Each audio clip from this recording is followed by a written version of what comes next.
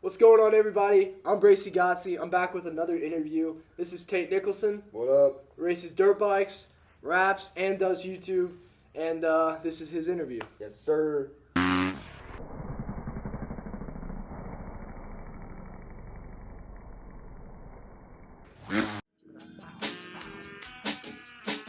So letter to my brother, y'all, I really miss you.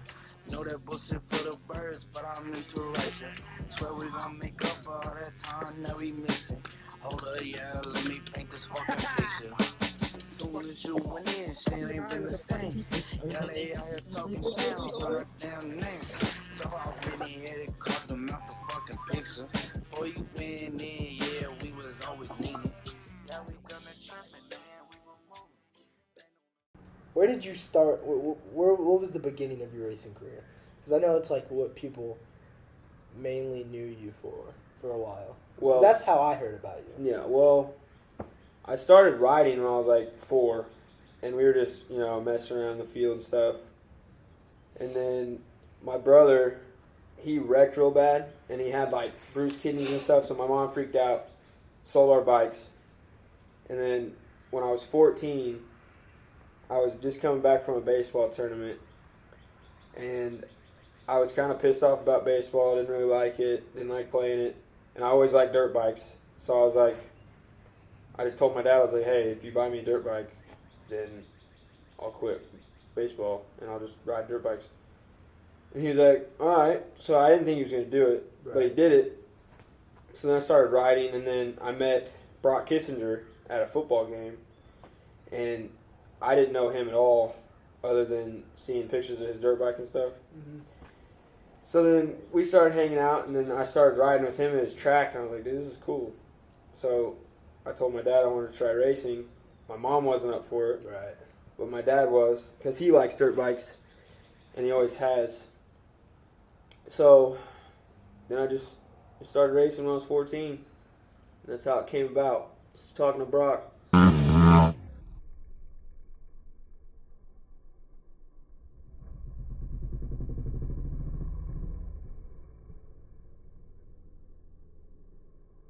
So when would you say that you seriously considered, I'm pretty good at this, I'm going to do this in the future?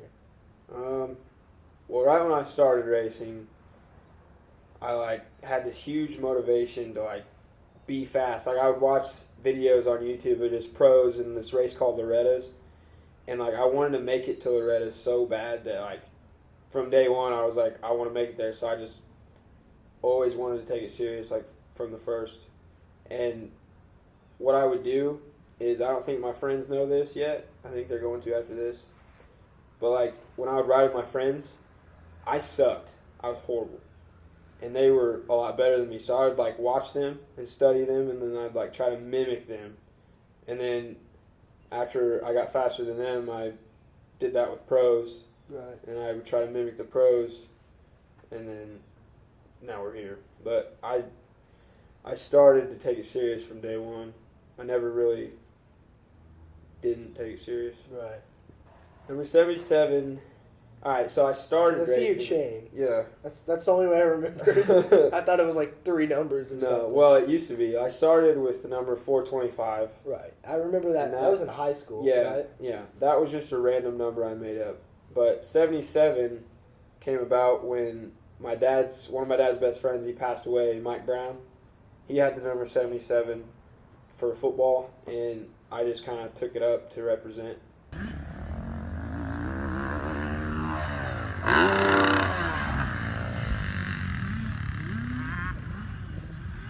What year would you consider being your best year racing?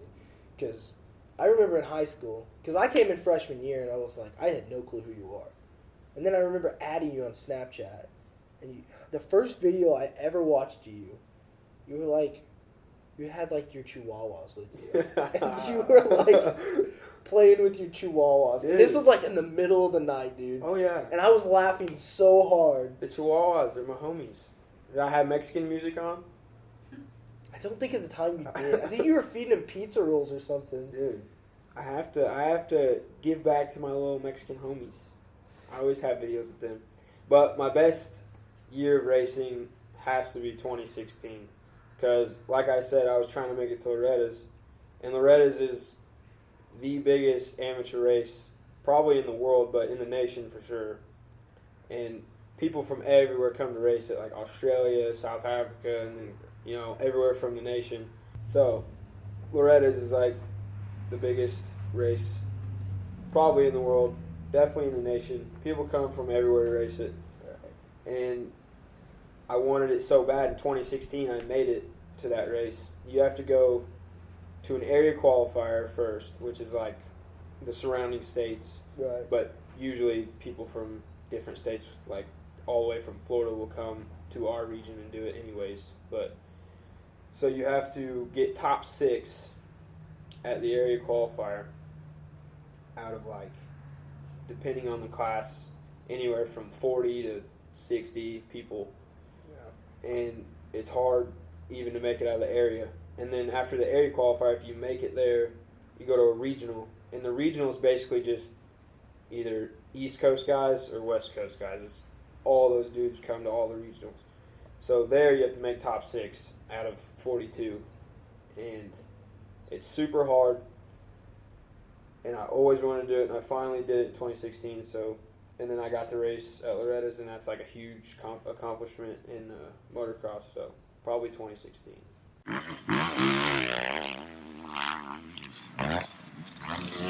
At Loretta's, I did horrible. So, first moto at Loretta's, it was a mud race. It actually started downpouring while we were on the gate. So my dad had to scurry onto the Oakley tent and get roll-offs. Roll-offs are these things where it's like 2 canisters and it has this string of like clear stuff. Like a tear-off. Yeah, tear-off, that's normally what you use. But if Yeah. it's muddy, you got to have a lot. So you have to sit here and tug this string. Yeah. And it gives you new vision every time you tug it. Yeah. And it's got like something like 200 feet of it or something. So you can just Wow. sit there and tug it every time mud gets on you or rain or something. Yeah. But first moto, I got an okay start. I think I was like 15th. And I moved up to like 12th, which is really good at Loretta's for someone that's never been there. Right. And then I freaking wrecked like 2 laps before the end of the race. And couldn't get my bike out of the mud. And I got 27th. And then second moto was really good, but turned fast. So second moto, I got a good start. I was in 5th. And then I moved up to like 4th or 3rd or something up there, like almost potentially winning. Right. And then a kid in front of me, like 2nd place or 3rd place, there's this big sand section. They call it the Rocky Mountain ATV sand section. He just swaps out, wrecks, and was right in front of me, and I smoke him and bent my wheel. Ended up getting 33rd that moto. And then third moto, I just basically sucked. Yeah. I got like 20th off the start. I don't really remember where I finished the third moto, but it wasn't good. So after all that, what year was the big crash? Because I know. The big crash, 2018. That would have been my best year last year. So 2018, I started off, that's when Daytona was, and I went down and raced that with Cade Flynn. And then after that, I went to a training facility called MTF, stands for Millsaps Training Facility. It's the best training facility in the nation for sure. And they know what they're talking about, so that brought my speed way up. And after MTF, I come back home and I was doing like some local races, some area qualifiers, and then I was getting ready for regionals. I made it to regionals. And then we went to this track called High Fly, me, Brock Kissinger, and Brooks Anderson. And I don't remember what happened, but all I remember is waking up in the hospital. Brooks told me that I scrubbed a jump, and what scrubbing is where you slide the wheels off the face of the jump and your bike's kind of flat. Yeah. And I guess the peg drug into the jump face and it just threw me off. And I don't really remember much from it, but How long were you out? Like knocked out? Yeah. I don't know. I just remember waking up in the hospital like, what the hell? But Man, I can't even imagine that. But I mean, this is how it went down. I wrecked, and then 30 minutes later, Brock Kissinger wrecked, and it was on the same jump, same spot, everything. I don't really know how he wrecked, but he had similar injuries as me, but worse. Like, I had like some brain stuff going on, like swelling and some other things like that. Just like, I mean, they're Sounds like some pretty potentially major injuries, Yeah. but I came out of it pretty easily. I guess it just wasn't that bad. But Brock, he got really screwed up. He had like a brain bleed, swelling of the brain. He broke his wrist, and he was in the hospital for like weeks, and he didn't know like what he was doing for like a month. So How's he doing now?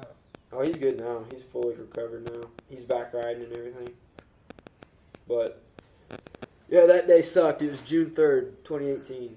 Totally derailed that year. I was planning on making it to Loretta's in 250B and 450B.